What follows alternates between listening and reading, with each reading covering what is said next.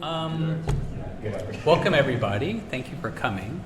I know it's a crazy time of year, but we can have an intimate conversation here from José's book. And many of you know José Aragüez, who's teaching here as a critic.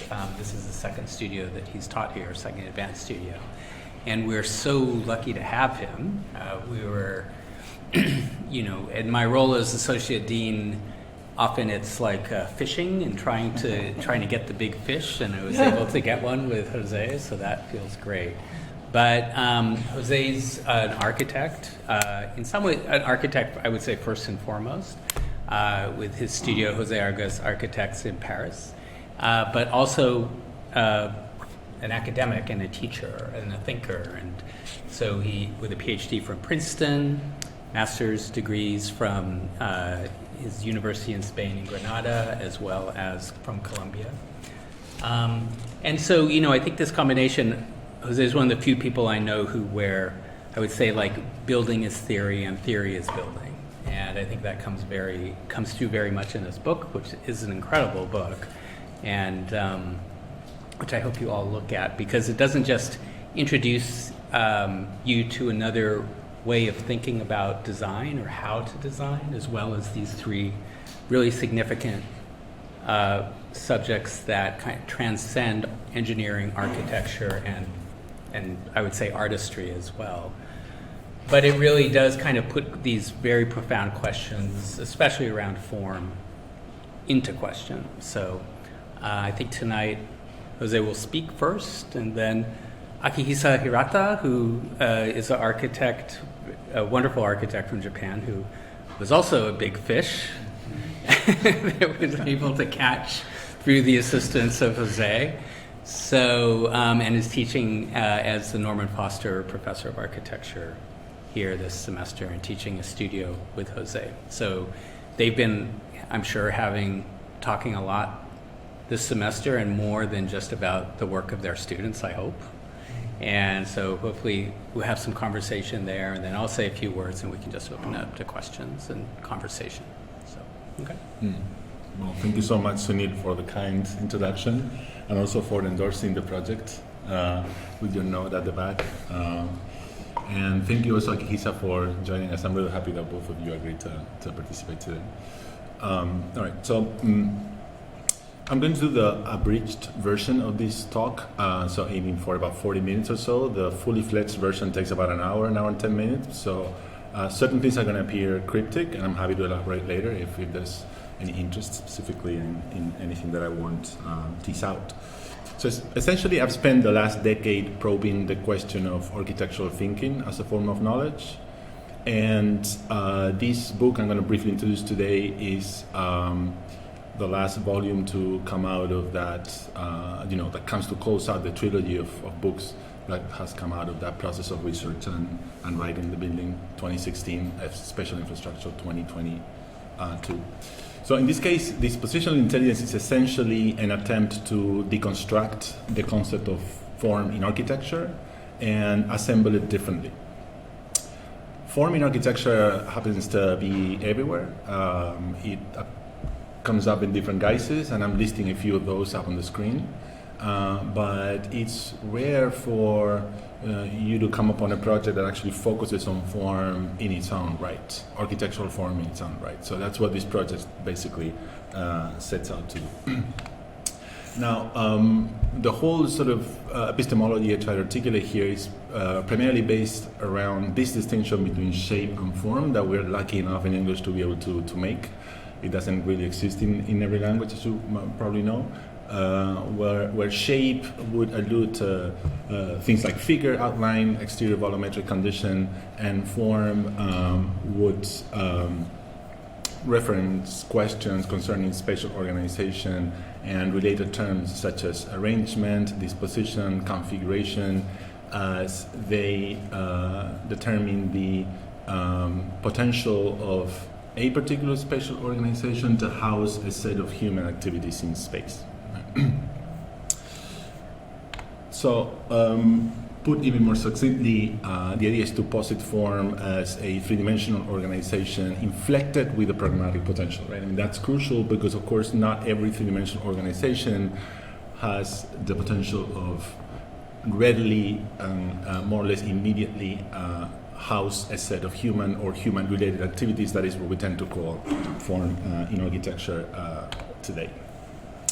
So the platform from which to craft this formal domain is a historically situated discussion analysis of the bodies of work of three figures who really operated on the margins of architecture, so really not architects by any stretch of the imagination, at least in the conventional sense.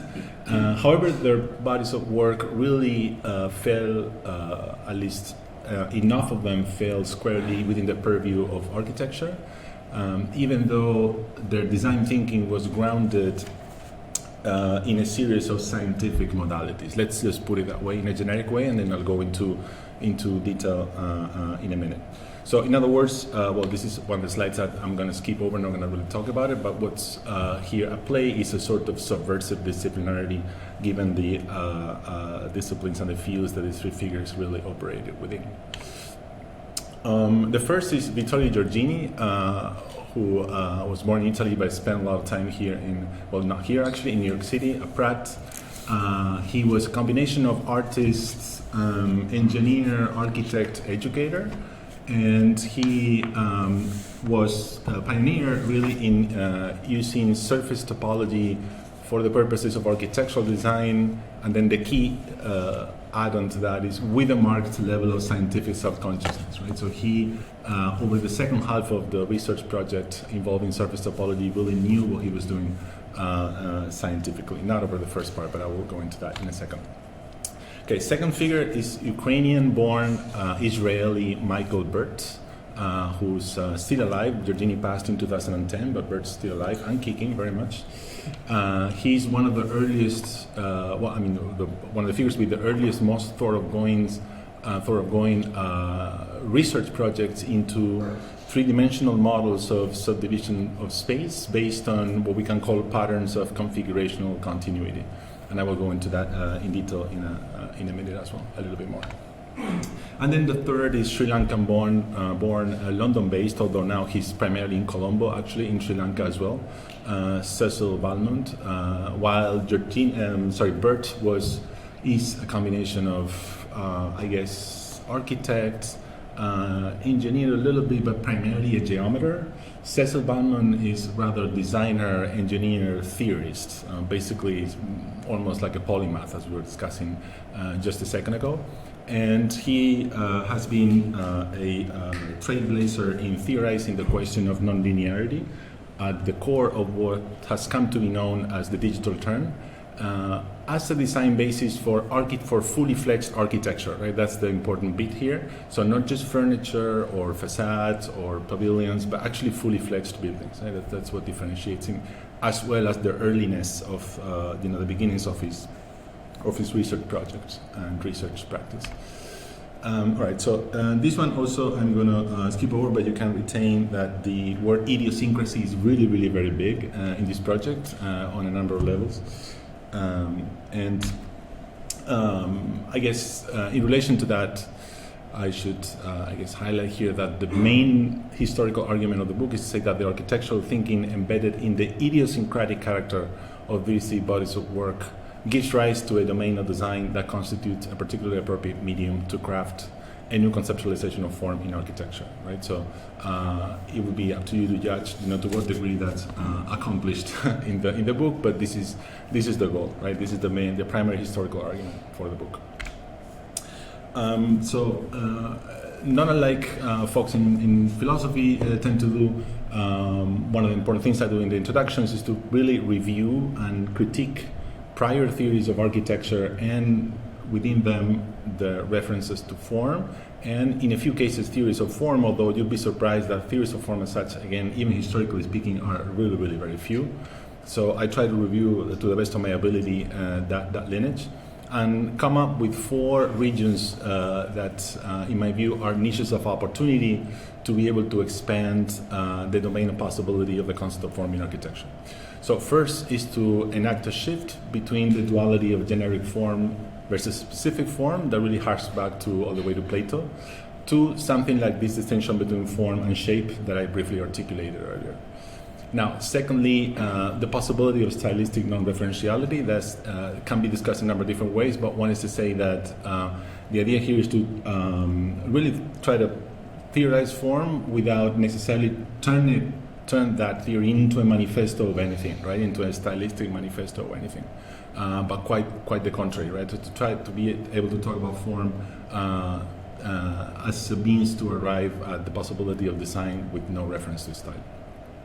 Then thirdly, the fact that form and formation are inextricably bound to one another. So if you talk about form thinking, about form as an outcome, you have to also talk about design process and form thinking. So I try to discuss both of those poles together. And then lastly, the distinction between form and program, the duality of form and program continues to articulate both our studio teaching and most of practice. And the idea here is to try to rethink that duality and see if there's a way to transcend it or kind of think about it differently. That's a really important point in this project. So the chapter on Giorgini focuses on the work involving shell structures and surface topology that he developed primarily between the late 50s and the late 70s, half in Italy, his native Tuscany, and partly the second half, as I said earlier, in New York City, having Pratt as his venue of operation. Now, this chapter argues that the idiosyncratic language that Giorgini was able to develop may only have emerged as a combination of the anti-rationalist tendencies that were prevalent in Italy in the 60s as a reaction to Second World War that gave rise to a sort of Italian organicism of sorts that he was a part of. So that's anti-rationalism and the rationalism it acquired upon his move to the US. So it's only in that combination that you get this type of idiosyncratic language. That's the primary argument for this chapter. So at the beginning, in Italy primarily, the relationship to nature was one of intuition, right? So he didn't really know, he saw that as a kind of way to free up architectural thinking and turn into something liberated with respect to the shackles of the modernist language, so to speak, but it wasn't really very scientific. It was more a relationship of intuition and inspiration. Now, by the late 60s, early 70s, it really did become something like a project foreshadowing a geometric theory of design, focusing on primarily double curved structures for the most part. And this is the portion that he developed in the US. So as you can see up on the screen, he definitely was quite self-confident when putting himself next to the Klein bottle or the Moebius strip. He's Giorgini sphere, right? So that's how he saw himself at the level of topological invention. Now, the chief component of his theory was a series of topological transformations, primarily based on rotation and bending forces, triangular symmetry, and rotation, which ended up constituting his, as I said, his idiosyncratic design vocabulary. So, of course, many of you, probably most of you, if not all of you, are familiar enough with topology. To put it in almost embarrassingly simple terms, topology would be the study of spatial relations and geometric properties that remain unaffected by continuous transformations of figures and volumes, right? That would allow you to kind of bend, twist, crumple, and stretch, but not glue or tear. And so there's certain things you can do, certain things you cannot do. Otherwise, you will violate the so-called topological invariance, which probably not going to have time to go into that really more detail, but there are certain geometric traits that you cannot upset if you want to maintain the same topological nature in a particular figure. So these are some of the sketches that he produced. Now, as you can see, his designs were curved, all of them. And anyone versed enough in topology knows that the curve itself is completely inconsequential in topological terms, right? Because basically a line remains a line whether it's straight or curved, and a surface remains a surface whether flat or curved in topological terms, with the curved condition doing absolutely nothing in topological terms, right? So that means that Giorgini, being a design versed in topology towards the second half of his career primarily, the curve here was basically a choice, right? So it was an aesthetic choice, meaning those two things can coexist. You may have a certain aesthetic preferences and then at the same time a scientific enough understanding of, in this case, topology. Now, the reason why I bring this up is because the word topology, when it comes up in architecture, it's often associated with blobby projects, with curves, right? Especially with projects cropping up in the 90s and the 2000s, while in reality, topology has absolutely nothing to do with curves, right? So there are many sketches you find in Giorgini's work that illustrate clearly the difference between form as spatial organization and shape as figure or outline.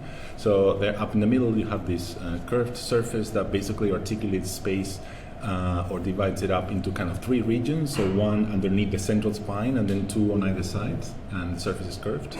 And then next to it, you have an equivalent version of it, which is made up of flat surfaces, right? Flat triangles in that case, and it's got creases. And it also articulates space into three regions, right? So two on either side, one on either side, and then one in the middle underneath. So the idea is to say that those two surfaces have exactly the same exact form, right? Identical form, but they embody different shapes, right? So in other words, qualities concerning shape, such as volumetric outline or figural conditions, are rendered irrelevant by topology. You can put it that way as a kind of aphorism. Now, the idea of a program is written into Giorgini's topological transformations because in the vast majority of cases, all of the iterations in his design processes feature relational properties and proportions that are such that such iteration could readily house a set of human activities, right? Which is to say it's an iteration where program inheres in form, even if it's the middle state of a design process. Now, what that means is that these topological transformations, these design processes, cannot be described solely as morphology. They will not fall in the domain of morphology because, as a matter of fact, program is also embedded in it, right? And by virtue of these spatial properties and proportions.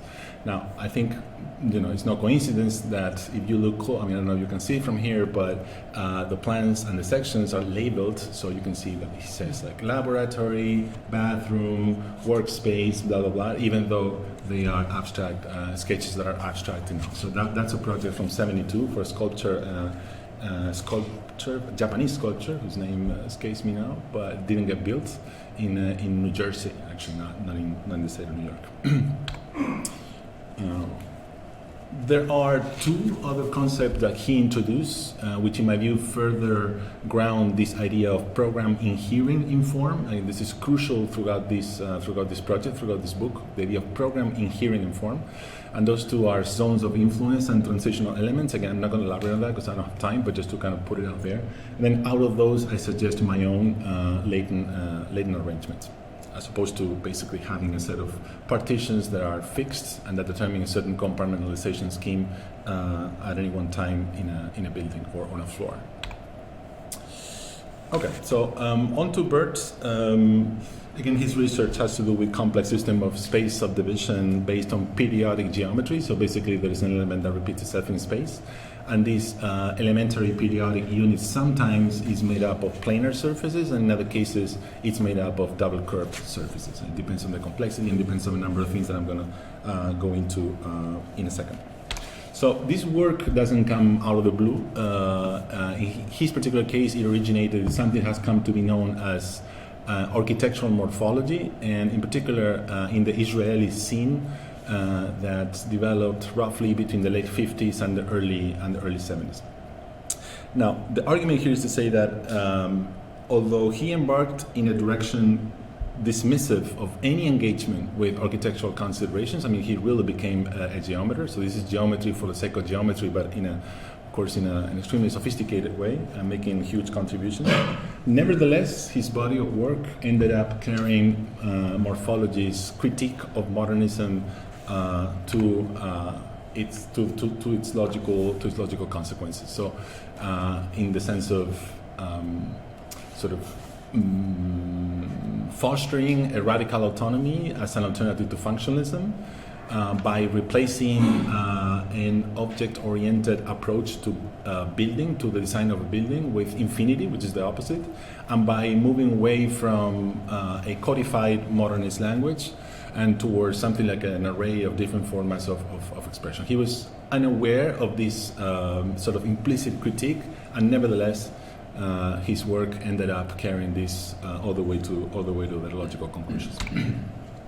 Now, one of the things he worked on a lot is this notion of minimal surface, which again probably some of you are familiar with. Basically, minimal surface is a particular kind of hyperbolical double surface where stresses run solely across tensile and compressive forces, right? Which means there's no torsion, there's no flexure. And because there's no torsion, there's no flexure, then you can reduce the thickness of that membrane to a minimum, right? Because the material is going to work only in either tension or compression. So material scientists and geometers call that the moment of truth for material, because it basically optimizes the input-output ratio of material to forces, right? Or to stresses, actually, more specifically. So he did a little bit of work. I mean, quite a bit of work in that, especially at the beginning of his career. However, there are others who contributed more than he did, such as, for example, American geometer still alive, I believe. He's, I think, 103. Alan Shen, who has over decades constructed an amazing body of work with minimal surfaces, and this is part of a report. I think it's not quite a report, it's like kind of a small research project he did for NASA. That, I mean, to me sounds like an interesting PhD to kind of focus on. I mean, what is this for in the context of NASA? I don't know, but sounds interesting. So he did Burt worked on minimal surfaces, but it was primarily in terms of what he called space network theory. So he produced continues to produce many of these. Just to clarify, no computer, either from printing or from drawing or from thinking. I mean, basically his mind is a computer and he draws everything by hand, in spite of the overwhelming complexity of this. So it's an extremely brilliant mind.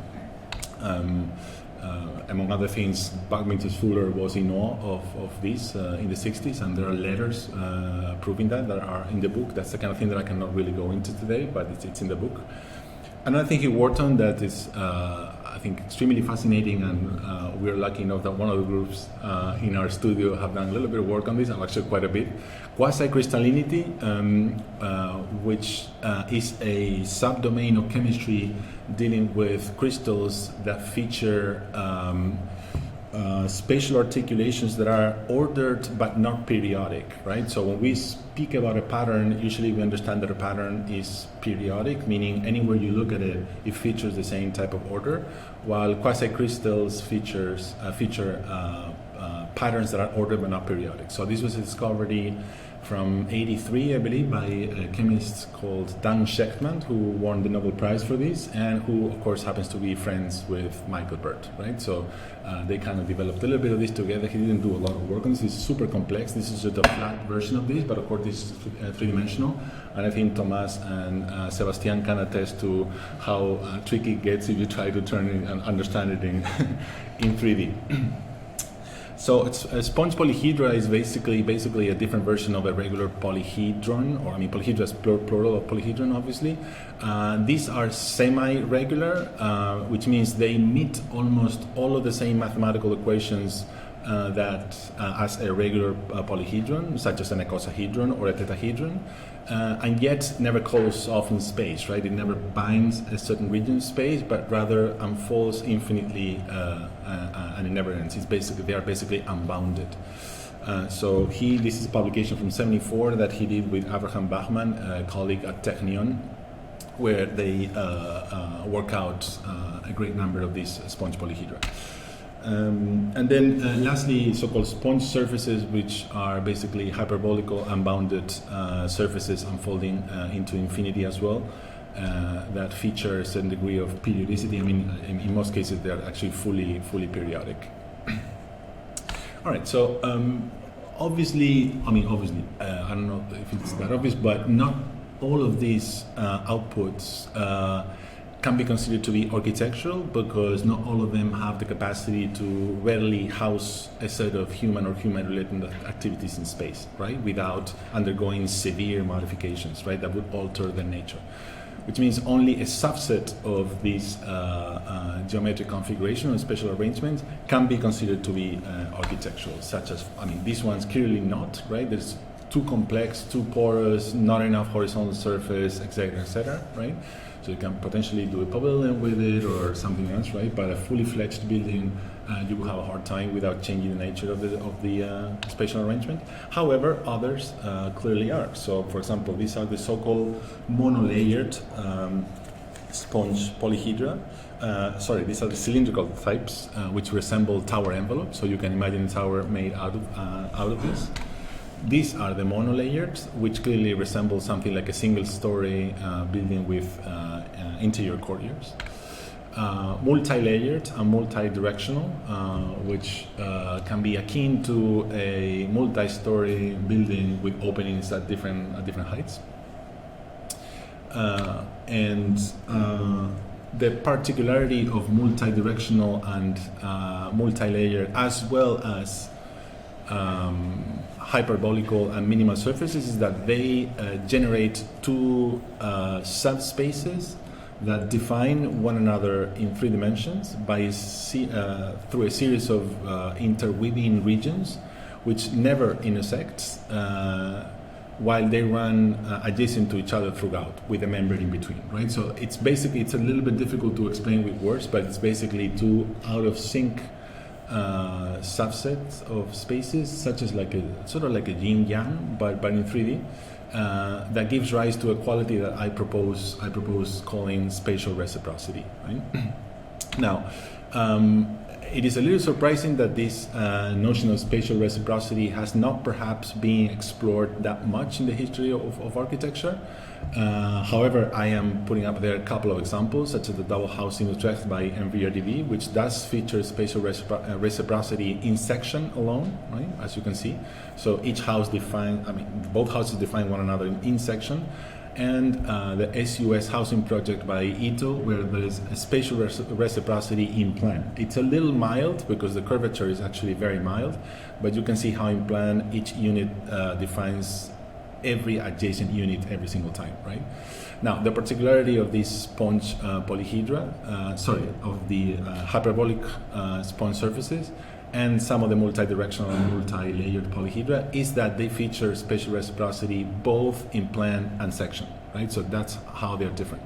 So that unleashes a whole new realm of possibilities in terms of how you distribute programming space, how you organize your itineraries in space, how you experience those series of spaces phenomenologically, and so on and so forth,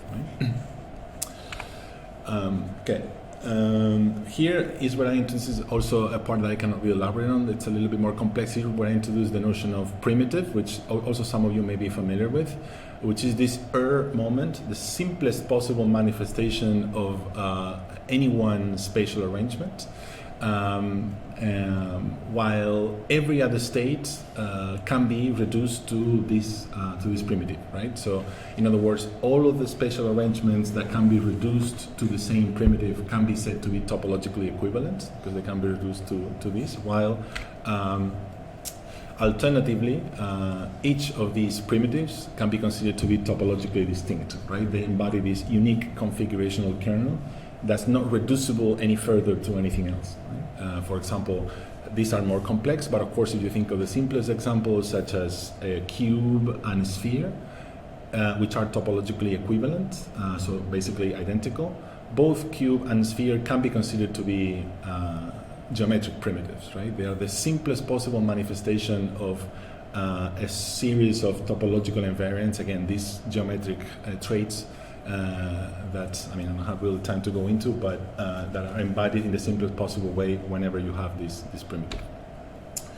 So I suggest the notion of configurational irreducibility as a marker to distinguish when you come upon or when you're able to reduce whatever spatial arrangement you're working with to its simplest possible manifestation. So it's in a way the kind of DNA, you distinguish the DNA of what it is that, the property of this simplest manifestation of a spatial arrangement. Now, these are called tunnel nets or networks, as I briefly introduced earlier, and the idea here is that they can be taken to express the basis of programmatic relationships. This is something, and nothing of this is Burt's interpretation. Burt never imagined for these to be understood, interpreted as representing programmatic relationships. But the idea is that the nodes can be understood to be expansion areas where these surfaces basically open up in different directions, and then the network lines might signal transition regions between these expansion areas. So this gives rise to terminology basically that I propose, a series of concepts I propose in the book, such as programmatic condenser, programmatic unfolding, soft zoning, fluctuating programmatic thresholds, to try to kind of expand a little bit the boundaries of what it means to think about laying out a program in space by using the tunnel nets or networks as a vehicle to get there. Now, in terms of Burt-specific design or materializations rather, his architectural applications in practice turned out to be actually very, very limited. So sculpture here and there, small-scale collapsible tents, a couple of pavilions. The one you have on the bottom left is from '69, called HexaHip, which is an acronym for hexagonal hyperbolic paraboloid. And this is another one called Flores from 1980. Now, the only exception where he did imagine one of his spatial arrangements or surfaces constituting the basis for a fully fledged building, or even in this case, this is more actually of a megastructure where part of it is above ground, and then the other part is underground, is this 1969 project for the Paris Biennial called Aquaville. That's called Aquaville basically because it's underwater. It's a basically city underwater underneath. And you can see that there are entrances and walkways at different heights and staircases and floor slabs, right? So when I showed him about 40 years later, I showed Burt this project officially done by Toyo Ito along with Andrea Branzi of Architum. In reality, the kernel, the concept for this project actually came out of Akihisa Hirata, who's sitting with us today. So he could definitely talk a lot about this. So I showed Burt this project, and he told me he never imagined it possible to use a hyperbolic double curved surface as a basis for a fully fledged building. Then, of course, I reminded him that he had done it himself 4 years earlier, and then he said, okay, yeah, actually I did. But then after that, as I said earlier, because he went on a complete search for geometry for the sake of geometry and not really architecture, he had forgotten. Now, I did the reverse as well. I asked Ito in a conversation that also Akihisa was present, whether he was familiar with Burt's work, and he said that he had no idea about any of that, as did not Akihisa either, right? So this is, if any of you is, thinking about doing a PhD potentially, or any research project for that matter, this is a really beautiful moment where you find this connection across time and space. Even the color palette is somewhat similar. I mean, it's really, it could be green or pink or yellow, no, but it's actually kind of the same. And you find this connection that neither party was really aware of. Okay, so on to Burt's, who's really a different animal. Sorry, it's Balmond. Chapter on Balmond investigates his formal ideology and basically tries to construct a detailed chronology of the various intellectual stages of his work, focusing on how he interpreted chaos theory as a basis for architecture. So as I said, Balmond is something like a polymath. He's comfortable talking about philosophy, about economics, about art, about architecture, about several modes of science, and so on. Right. So his work is as heavily intellectual as it is related to design. So the chapter here argues that Balmond's design ideology can be traced to the legacy of Fray Otto at Arup, right? So Cecil Balmond worked at Arup for about 40 years almost, starting in the late 60s, and then ended up being vice chairman through the 2000s until he stepped down at the end of it was like 2008, 2010. So he worked at Arup all of this time, and there are traces of Otto's design thinking that clearly resonate with what Balmond did later, and among which are the anti-modernist tenets of Otto's schemes and research project, are completely built into Balmond's thinking as well. Otto collaborated with Arup engineers. He did not work for Arup, but he collaborated with Arup engineers and architects through the 70s primarily.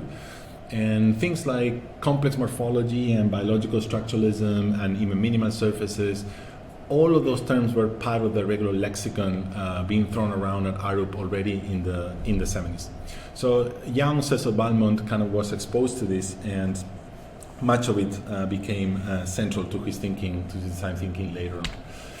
Therefore, it is no wonder that some of the projects that Otto worked on with these Arab engineers and architects, such as the Kokomas government complex in Riyadh on the left, and some of the abstract form thinking exercises, to the branching experiments on the right, resonate so strongly with Balmond's later work. So this is what I try to document and suggest in this chapter. Now, there's a collaborative malleability inherent in Balmond's entire career. I mean, he was capable of collaborating with most of the important architects for a period of about 20-25 years, and among themselves, people like Soto de Moura, like Álvaro Siza, but also Ito, of course, Rem Koolhaas, Daniel Libeskind, Philip Johnson. So architects that have virtually nothing to do with one another, and Rick Miralles. And the suggestion here is that it is thanks to his theoretical contribution. He's published these 4 books so far, which features a melange of certain rules and patterns, but also a lot of room for improvisation within them.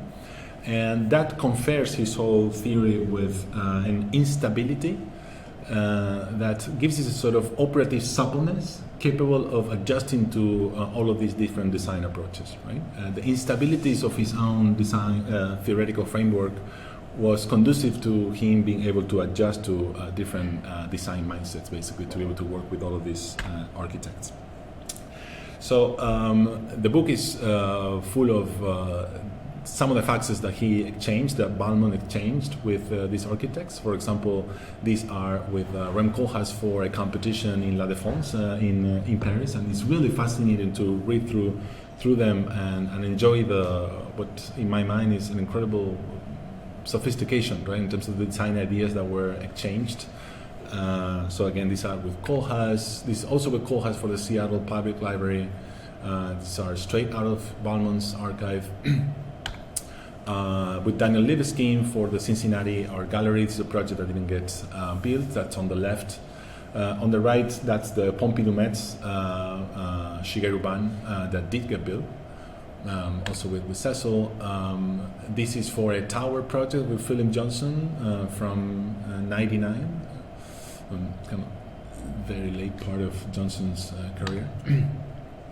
And I'm going to just mention briefly a couple of ideas he developed that have to do with structure and space. With Koolhaas in particular, the idea of episodic structure or episodes of structure. So the idea that this is supposed to counter the idea of a structural skeleton, rather than having a more or less homogeneous structural system being deployed throughout in a given building. Yes, there may be dimensional variations, but basically conceptually it's the same structure throughout. This is about juxtaposing different structural systems within the same building driven by local considerations that apply to different spaces, so that you get an array of different distributions and basically structural elements. So this episode is structured from about 93, more or less. And he developed the idea of a structure as trace. So the idea that a structure can be, load-bearing structure can be the result of having a particular, one single element move sequentially in time along a differentiated path determined by an algorithm. So in this case, I'm showing that's the 2002 Serpentine Pavilion built, whose script was conceived by Daniel Bosia, very important engineer that we were lucky enough to have for one session this semester with our students. And the script for that pavilion is actually Daniel's, who then became, he was Cecil's right hand through the whole period of the so-called ARUP AGU, the Advanced Geometry Unit, and then inherited actually the helm of the AGU when Balmond retired for just about a couple of years. So it was a short-lived experience, but he did lead it. Now, this I'm also kind of going to skip over. This is just about how the dynamic character of these formal procedures are conceived so that they can generate accidents and anomalies within an otherwise dominant pattern. So this goes square right into the whole notion of nonlinearity that I'm also kind of not elaborating on today. This is for a competition roof for a stadium done with a couple of German architects. Also, I'm going to kind of skip over this whole section in the chapter on Balmond where I try to unpack all of these terminological inconsistencies, struggle between terms that are near synonymous or squarely synonymous and yet somehow favored at times and then not so positive at other times, depending on how his whole intellectual development evolved. This is also another important aspect of all of this, the idea that elements defining figural characteristics, such as borders and limits, can themselves be used as regions of spatial speculation. So in other words, ideas to turn shape into form, right? So starting with borders and limits and then for those to become three-dimensional space. The whole aspect involving simultaneity of orders is really crucial and I think, in my opinion, extremely interesting in his whole design thinking, or simultaneity or concomitance of orders. So I suggest two different ways of understanding that, how different orders can really coalesce and coexist within the same project. And in some cases, it's about something that I would call interdependence through nesting, and in other cases, it has to do with something like independence through superimposition. Right? Depends on the relationship between these different orders. So this is a structural engineer who thinks spatially, right? So the good thing about that is that from the beginning, from the outset, many of these sketches possess what I suggest calling a twofold structural awareness, a certain structural intelligence that is tied to what we would consider to be a traditional load-bearing physical structure, but also a structure in another sense, which is in the sense of the organizational traits of form, right? So when we talk about the structure of a company or the structure of our minds, right, we really mean by that is something like organization. And so this twofold structural awareness speaks to the fact that structure is here embodied in these two different ways simultaneously, which of course is one of the reasons why architects loved working with someone like Cecil or Mutsuo Sasaki, who basically, in my opinion, possesses exactly the same quality. So what we can take away from all of this is something like a philosophy of order, I think, which takes some of its central cues from the counterintuitive logics of nonlinearity. And then lastly, the last chapter basically collects all of the theoretical propositions that have been put forth in the previous three chapters, which are tied to a combination of something like design criticism, but also historical contextualization, assembles them together, elaborates on them, and tries to make sense of something like a framework built around those. So again, without elaborating, just throwing them out, one idea is to suggest that there's a gradient of programmatic resolution in transitioning from form to architectural form to a building. that the possibility that program inheres in form can be embedded in a numeric basis. In other words, you can use numbers to make sure that whatever form of manipulations you're working with have the capacity to readily house a set of human or human-related activities, thus preventing your design process to fall squarely in the domain of morphology as opposed to architecture, which by definition requires a program. And so I go about this in relation to each of the three bodies of work.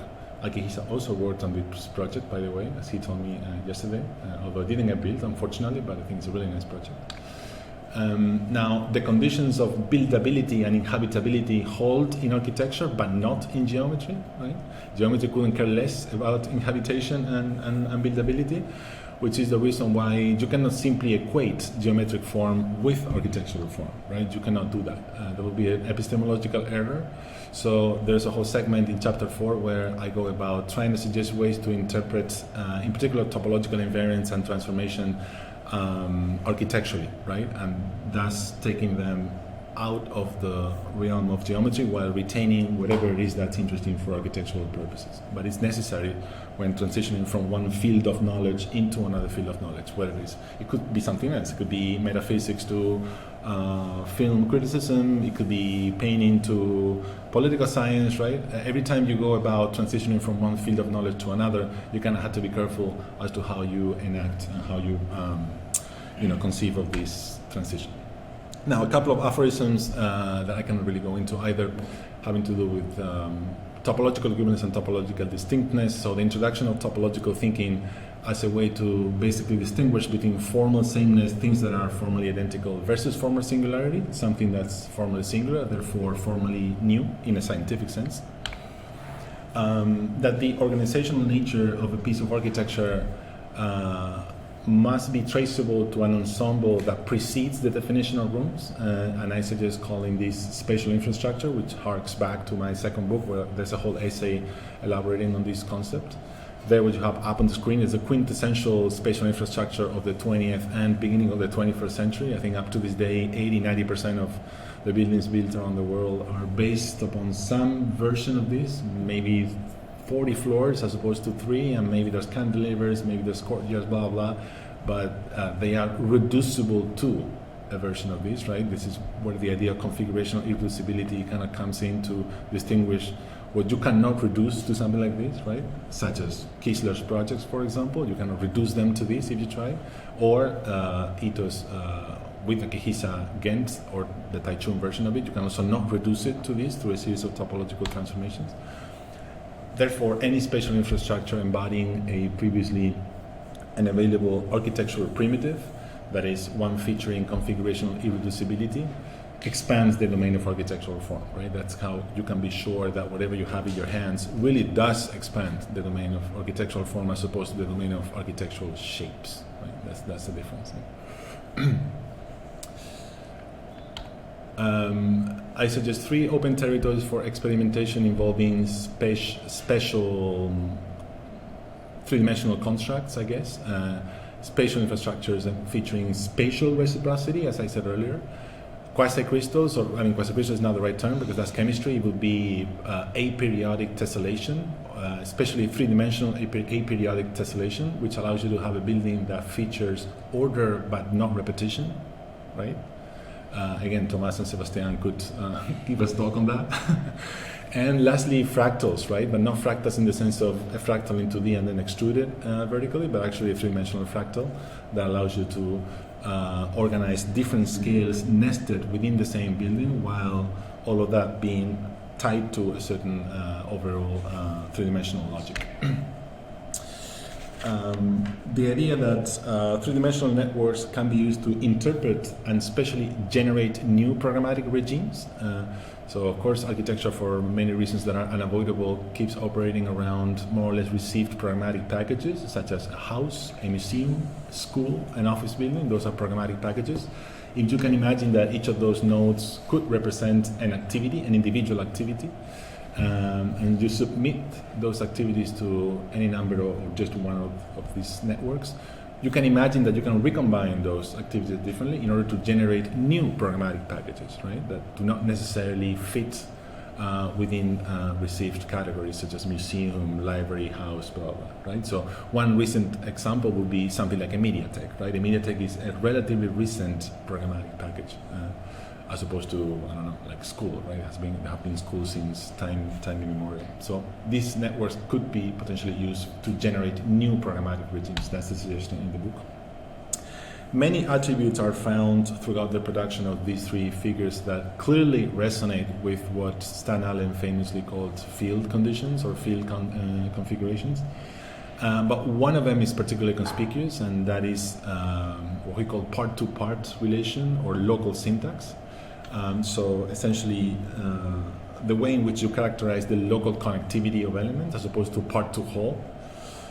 So something that we can call local determinism, which in the case of, in Giorgini's case, that would be manifested something he called beam shell, the combination of a shell and a beam as a unit. Of course, the elementary periodic unit in Burt's case. And the generative action in Balmond's case, which is basically an initial operation that can be used to animate the kernel of a geometric sequence or of a geometric template for it to yield something unknown, something that you don't really know in advance. Right? I'm told this potentially one of the most controversial claims in the book. The introduction to topology basically makes a style irrelevant to architectural form. A great segment of discussions around form in the history of architecture have revolved around style.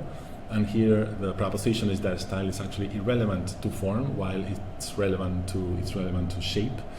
And the way to prove that is by introducing the notion of topology to make determinations about form. That the possibility of non-referentiality can be tied or should be tied to something like processual self-consistency. So submitting your design to a certain process that has consistency onto itself, and it's abstract from the beginning, meaning it doesn't have any stylistic components that are embedded into the initial phases or anywhere for that matter. And that is all.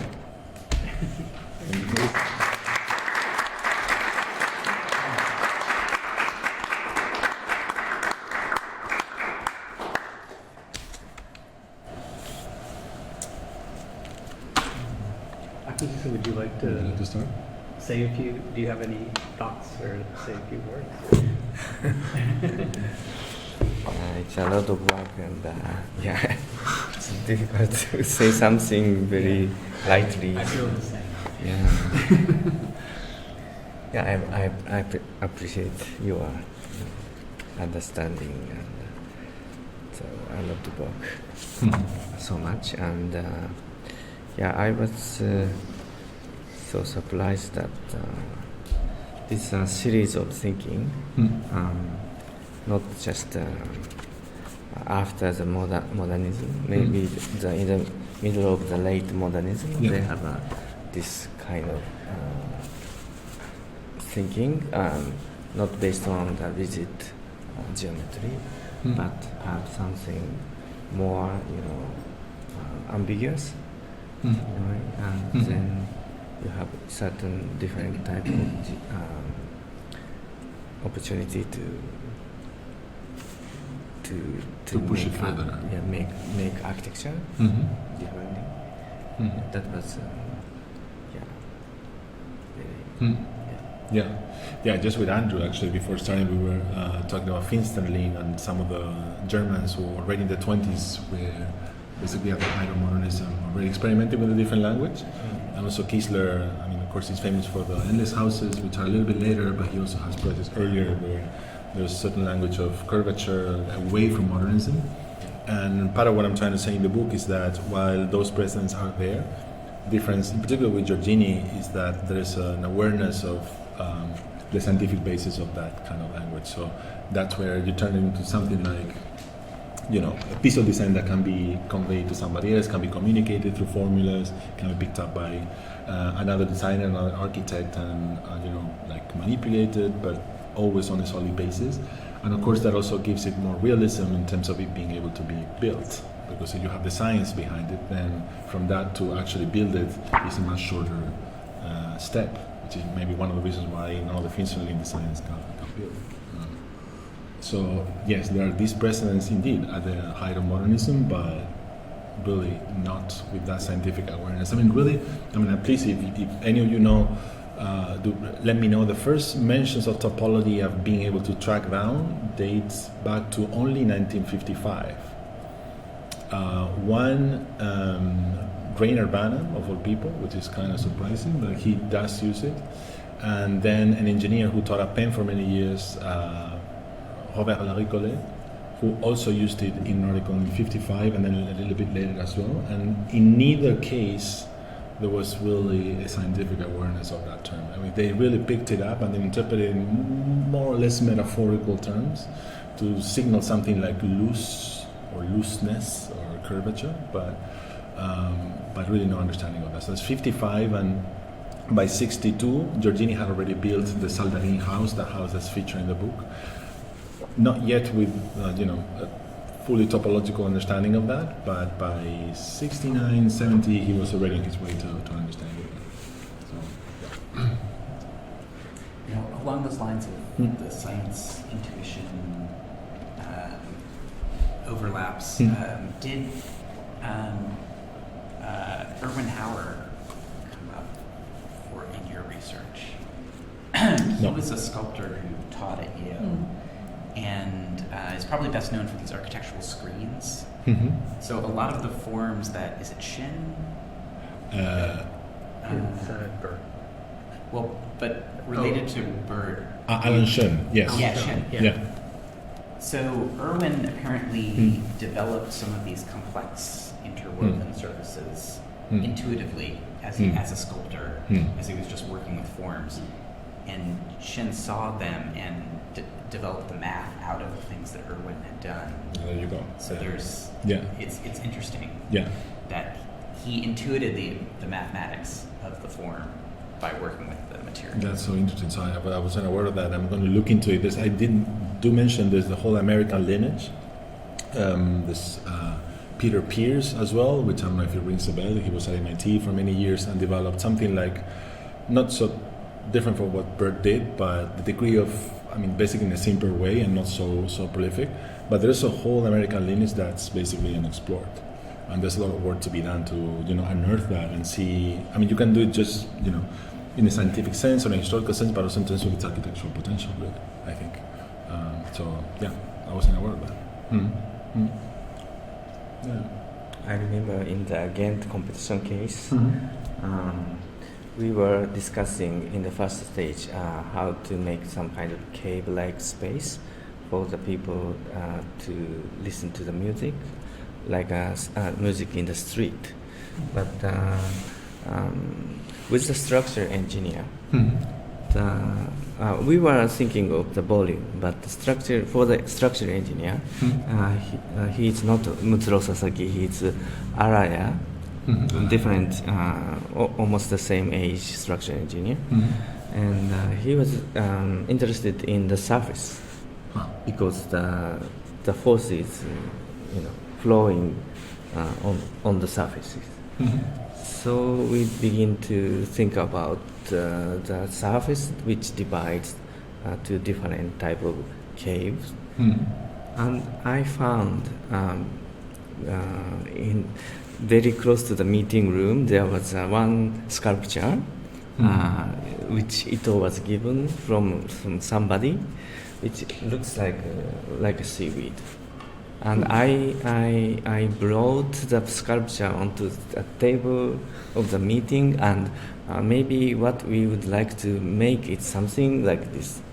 And then we have we started thinking about the structural system that enables to make such a mysterious surface, and and then we go into the deeper understanding based on some kind of geometrical patterns. So it's It was post-rationalized, Right. right? That's There's also curious inversion. So when I was a student here, I interned at Ito's office and got to go to the annex space where they had the Taichung opera house models, and I saw some of the drawings as well. And there's something kind of contradictory between the purity of the geometry and the form and the complexity by which we could build structures like that, where it's almost like the final product might be pure in a way. And I think about this when I looked at all the rebar that went into the concrete. And so, there's just this inherent contradiction in the purity of the geometry that's embedded in the mathematics, but in the practicality of building something like that, just the formwork that's required to pour that concrete, for instance. There's just this weird contradiction. And it's almost like, is that more of a political or social layering on top of our ability to build something? Another example I think about is like when they were renovating Niemeyer's structures in Brasilia, they couldn't get, like, you could see the formwork because you're using these purchased materials as opposed to the smoother curves they're able to achieve when they're initially built. And so there's something about the system of building, like sort of embedded in the economics today, that start to then present themselves in the architecture. I mean, it's interesting. One thing that there's looking at the three, and even thinking particularly with Burt and Giorgini, how they are working in a way that is scaleless too. They're working through kind of systemic geometric systems, and in some way the topological is, I think, a very interesting one. Even the topology as a like a mathematical academic field becomes in some ways visualized. Like the way we know topology in some ways is a visualization of actually mathematics. And so that kind of scalability that I think is really fascinating, has always fascinated me about this sort of stuff, even as I've taught it.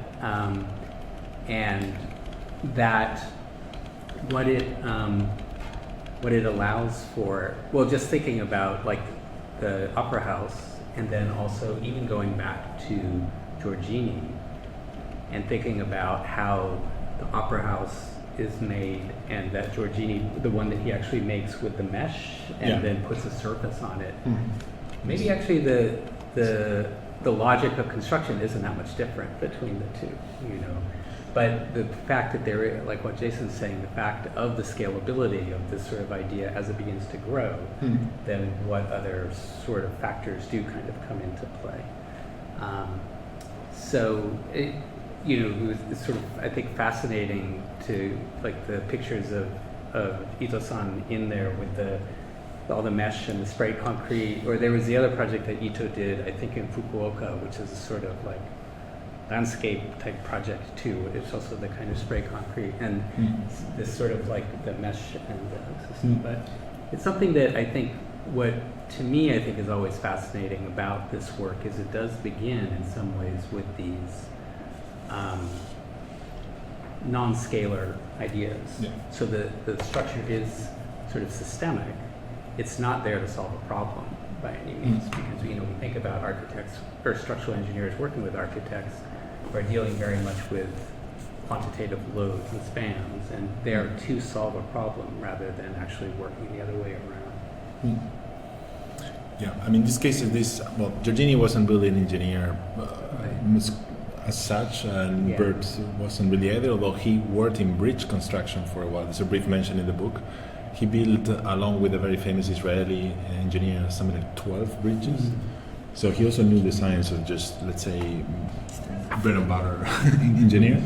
Balmond, yes, and the great thing about something like Balmond or Haraki or Sasaki is that they, as you said, right, they're not problem solvers, really. I mean, they act as a vehicle for an architect to imagine space differently. So, I mean, that's if you come upon one of those engineers and you just want to keep him or her, because that's really rare. They're not going to think in terms of value engineering things. They're not going to think in terms of reducing, or the financial aspect will come in, but it will be probably pitted against other aspects of the project have to be there. Redundancy is fine. Ways of making space feel diagonal as opposed to straight or more modernist is going to be on the table as well. So it's about basically increasing the imagination of space in relation to structure as a spatial medium as opposed to just a skeleton. That's the difference. But yeah, no, topologies, I mean, as I was studying sound, I had to really study a little bit of topology, I mean, to the best of my ability, and learn that topologies actually don't like images. Don't like images. Don't like images. No, that's for architects. That's for artists. That's for designers. No, it's just they just work with equations. I mean, it's just numbers. I'm curious about that because you're kind of straddling the engineering and architecture side, and in so many ways, I always lament how architects misuse words. Like you were talking about topology, for instance.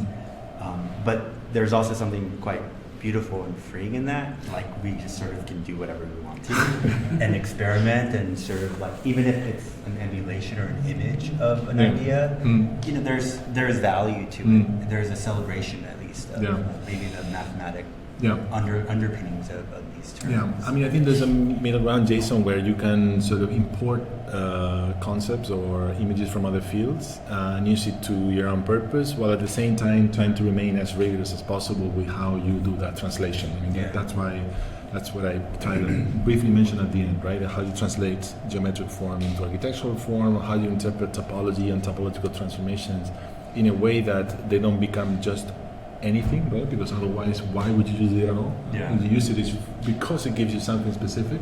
So how do you do that while at the same time more or less, you know, retaining as much rigor as possible, right? And that's by creating a framework of translation really between two different fields. It's something like Frederick Jameson called, I'm forgetting the term now. He thought a lot about this translation between different fields, and I'm forgetting. Transcoding. Transcoding is how he called it. Transcoding. You transcode from one code, meaning the language and the structure of thinking specifically pertaining to one field of knowledge, into another. There has to be a transcoding operation that is supposed to affect both the start and the end field of knowledge, right? So I was very inspired by that notion when I read it like 10, 15 years ago, because, you know, you do retain that, at least, you know, possibility of attempting to retain some of the rigor, but then eventually you have to submit it to the realities of construction and budget and all of that, for sure. No? But you know, the more rigorous you are. And Deleuze was asked once, so he published this book, of course, as some of you know, Difference and Repetition, which is a book based on his PhD, and it's very, very technical and scientific. So he was asked, did you actually had to learn how to solve differential equations in order to be able to discuss difference in a metaphysical way? And he said, no, I didn't have to. I only had to understand differential equations enough that I could write about it philosophically. So you only have to get up to a point, but you do have to get to that point, as opposed to stay more or less on the surface. So I guess there's something to be said for this middle ground, right? Not overstepping, too much on the other side, because basically you're not going to know enough, but also not just stay at a cursory level. I wonder if you might speak to a little bit about like how you're defining form and how form is driven by programmatic considerations. And out of the three architects or designers, I feel like when you showed the images of Balmond's response to Rem Koolhaas's Kunsthal, there was something of a structural response to the programmatic conditions within the space.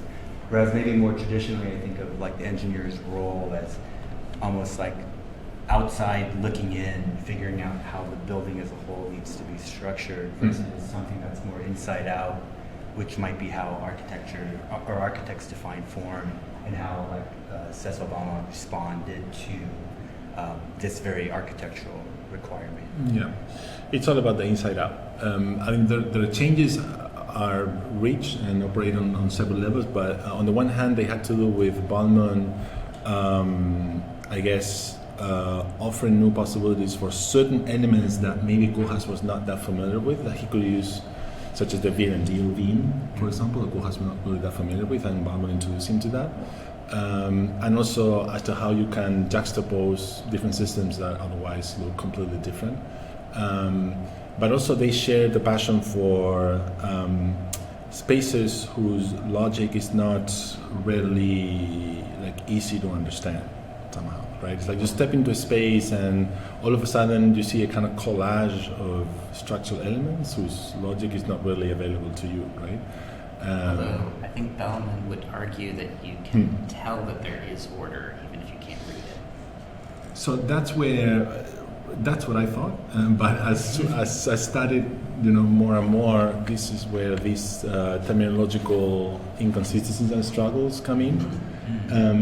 Even the very word order is something that Balmond sometimes is actually not that comfortable with.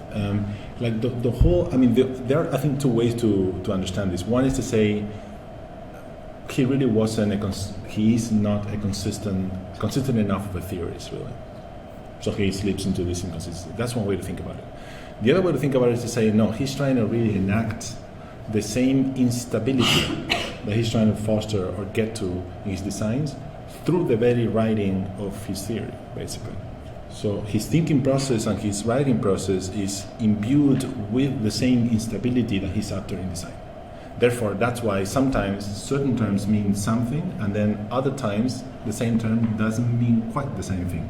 It's not going to be the opposite, right? It's like a matter of degrees, obviously, but there's certainly epistemological instability as to how these terms are defined and favored or criticized throughout that. So in order is one of them. It's not here, but order is one of them. Yeah. One, for example, that comes to mind that he does favor most of the time is something like event of order. So not an order that you can say, all right, so this is a grid. No, but it's like you have a grid and then you overlay a cluster of lines, and then onto that you overlay something else, and then event of order appear in that superimposition. That's the kind of thing he's going to favor, not order as such, most times. Hi. First of all, thank you for the presentation. I was just kind of thinking in terms of theorizing or these kind of forms, and I was wondering if you thought about the idea of ornamentation, because if one were to sort of, it almost seems to me like a lot of these, especially the earlier images that you showed, were in some sense like a pushing out of the inside to the outside in terms of the ornamentation, right? Like I almost felt like I was visiting or going back to an old Gaudi apartment, and it's kind of like forced out. And I wondered if this idea of topology that you talk about is kind of like surfaces and the crumpling of the surfaces. It's so rich, and it's you see it anytime you enter a building that does already have these kind of ornamental elements adorning its walls. But that's exactly what they're doing, is that they're taking those crumpled ideas and they're kind of making it larger than life. And so if you have really, like, it kind of makes me think that these are ideas that already existed, but we didn't push the boundaries on them, and so this is sort of like an version of that. And I wondered if you could speak a little bit to if that was something that Yeah, there's a lot there. I'm going to try to pick up on two things at least. So the question of ornamentation, I think here is relevant only insofar as we consider three-dimensional ornament, not ornament at the level of style or surface or, right? So three-dimensional ornament. The architect that Burt was inspired by to embark on his entire career is somebody called Alfred Neumann. Originally Czech, but then moved to Israel, and he came up with this idea of three-dimensional ornamentation and thought of crystallography basically as a way to kind of think of a domain of science that would have to do with three-dimensional ornamentation. So how do you turn ornament into 3D space? That's the thing. So it's kind of what you are getting at, however, not at the level of surface, right? Which is the way that ornament has tended to be understood in the history of architecture. So that's now in terms of that being there. That's a philosophical discussion, right? Because are these people finding order that pre-existed their research projects and designs, or are they creating order? So it's only through their own design processes and research projects that they can create the order that they arrive at. That's a fundamentally philosophical discussion, and that I try to make an argument here for them being generators of order, because there's a specific link between the outcomes and the design process and the research project that they embarked on. But I say that with a lot of modesty. I think that's a very, very complicated discussion that goes back centuries in philosophy as well. But we are in architecture, so we can consider that we are capable of creating order. Yeah, but it's complicated. Yeah.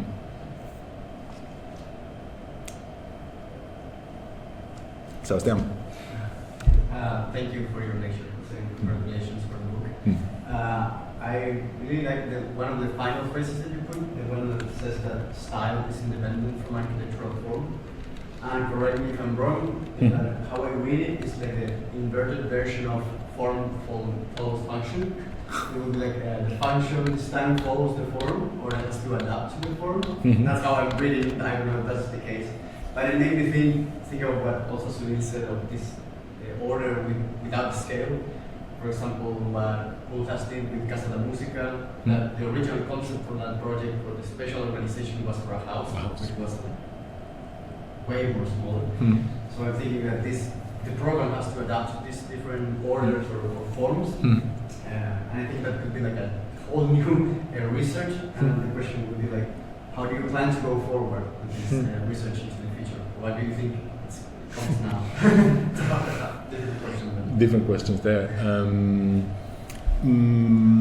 I think, strictly speaking, this question style would not necessarily have to do with the function versus form lineage and history. I think there's something I haven't mentioned in the talk that I suggest calling form program ensemble with a hyphen in between.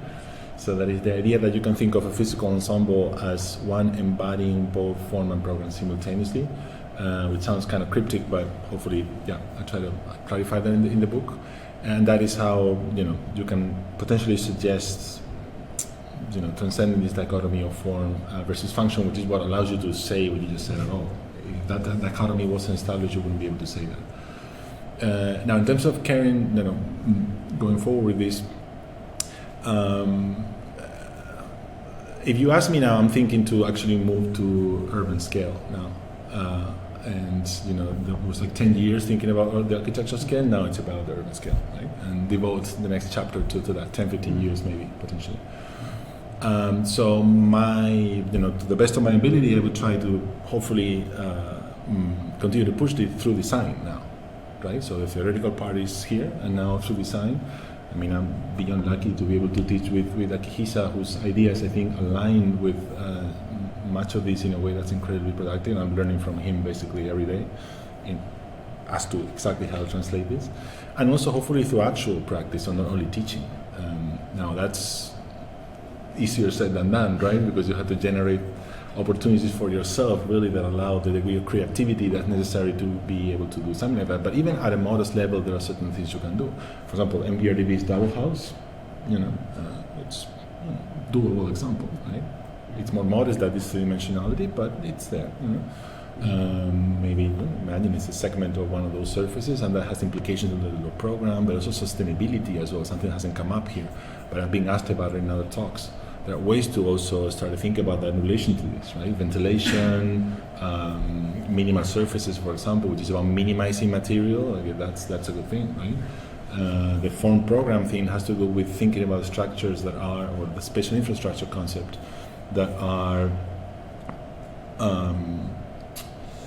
sort of proactive, adaptive reuse, right? So meaning, as opposed to adaptive reuse being referred to a pre-existing structure, you can actually embed that pre-adaptive reuse into a new structure, right? And so part of the discussion here in terms of form versus brand has to do with that, right? Fluctuating thresholds, right? I don't think in terms of, okay, I designed this building, it's supposed to be partitioned this way, it's supposed to serve function that way, activities are, dividing space this way. No, right? There's a looseness to that. You think in terms of other architectural properties that are going to remain over time, those that define the spatial infrastructure, but then within that there's a flexibility and looseness that allows you to, allows the building to change program over time, right? So that goes straight to the debate of sustainability, right? So that's another way to push this forward as well.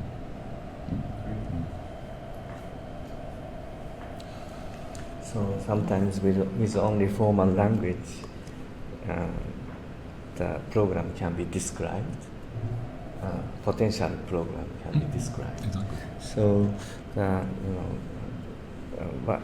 what we are given from the client, the program, is just one possibility of the potential program. So maybe with certain type of formal language, we can reorganize all the program and spatial relationship. Exactly. And sometimes, even if the topology is the same, if the topology is same, but with the straight line and the curved line, it's very different. So curved line can describe something very differently. So that's part of the structure that you mean. Maybe it's kind of very interesting and mysterious, and all the character in this book is thinking rationally, but it seems to be based on their kind of how can I say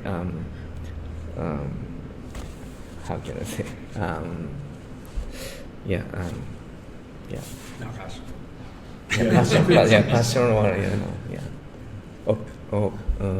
I forgot the word, but passion to make something curvature. Weird. That's very interesting. What you're saying now is very, very important. Initially, without knowing about any of this, really, what drew me to this work was the fact that it looked very weird and strange and idiosyncratic. And then little by little, I started to see that actually there was a logic behind. And that logic is not readily available to you. Right? That's very different from either something that's just weird with no rationale, or something whose logic you can apprehend quickly. Right? This is an in-between. It's something that looks as though it was almost like completely random and whimsical, but it's not whimsical to the degree that there's a certain basis. I mean, there's a certain degree of whim as well, but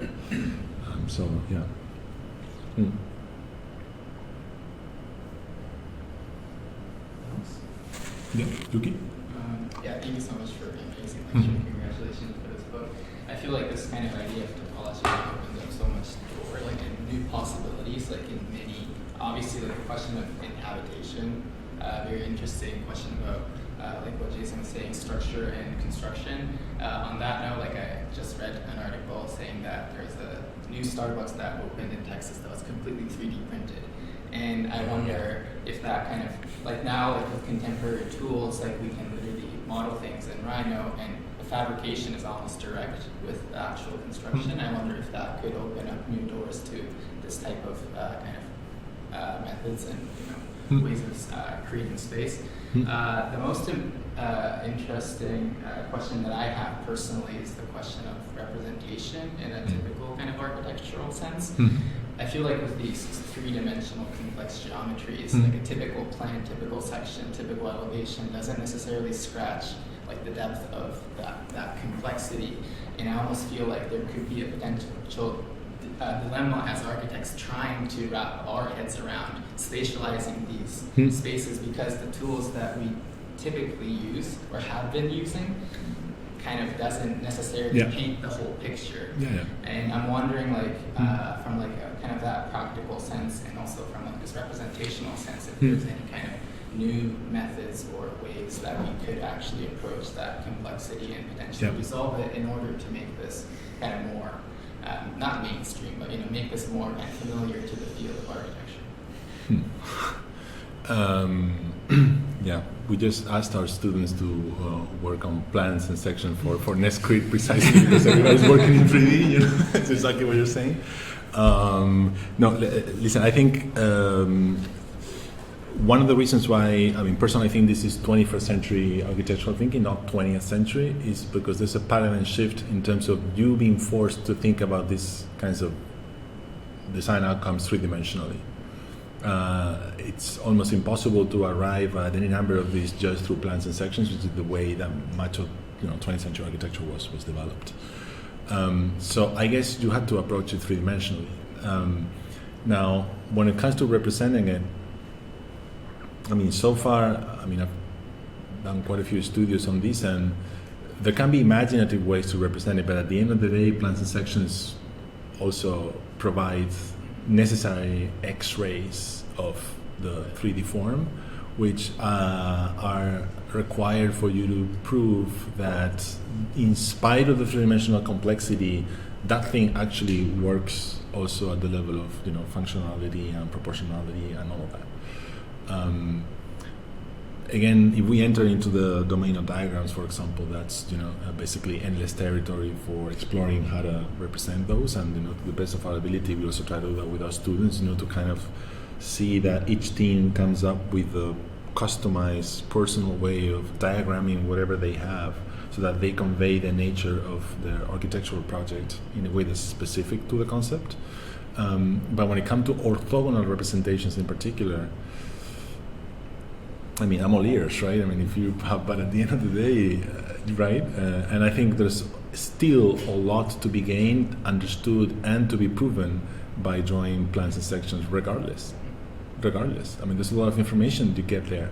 And as a designer, you design certain things in plans and sections that no matter the complexity of the thing, you still need. At least I think so. I think Akihisa thinks the same way, because we just encourage our students to do that. But it's true. As opposed to, let's say 20th century architecture, you need other additional means of representation to be able to convey the layered nature of the projects. And especially the fact that it doesn't stay only at the level of morphology. That's the danger, the risk with this kind of approach. We try our best for that not to be the case, right? The architectural project is about a lot of things. It's not just form, right? It's program, it's contextual relationship, it's materials, it's means of construction, it's a lot of things, lineages, history. So this has to be, your diagrams, the way you represent the complexity of it, has to be able to capture all of that as well, not just the three-dimensional complexity of the form, right? So that adds another sort of level of challenge, because it's not conventional in a sort of fundamental sense.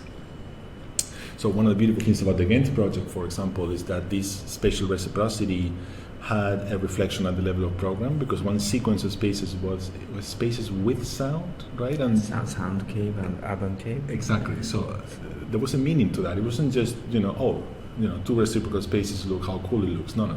There was a programmatic meaning to that. So that's when you see that these spatial organizations can function as a vehicle to rethink program. If you start via the physical element, if you start via the programmatic element, which I think also what he was saying earlier, then the physical element comes after that. And Burt in particular, I go at some length here, described how to do that, like step by step. So you have a network, then you do this, then you do that, then you do that, and then you end up with a surface. Or vice versa, because all of that is intrinsically related. In the case of minimal surfaces and hyperbolic surfaces, is something called dual networks. So the networks are also complementary to one another. They just, the nodes go in each of the spaces created by the surface. So the surface basically envelope the network. So you can generate the surface through the network as well. So if you start with program, which is network basically, then the surface comes at the end. So you can actually approach the design through program or through form. Through form not in the conventional sense, through the physical part of the form program ensemble.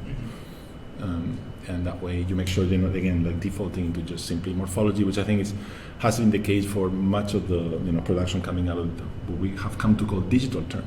At the end, it's morphology, computer graphics, but not really fully fledged architecture in all of its complexity. Complexity, no form of complexity, but layer.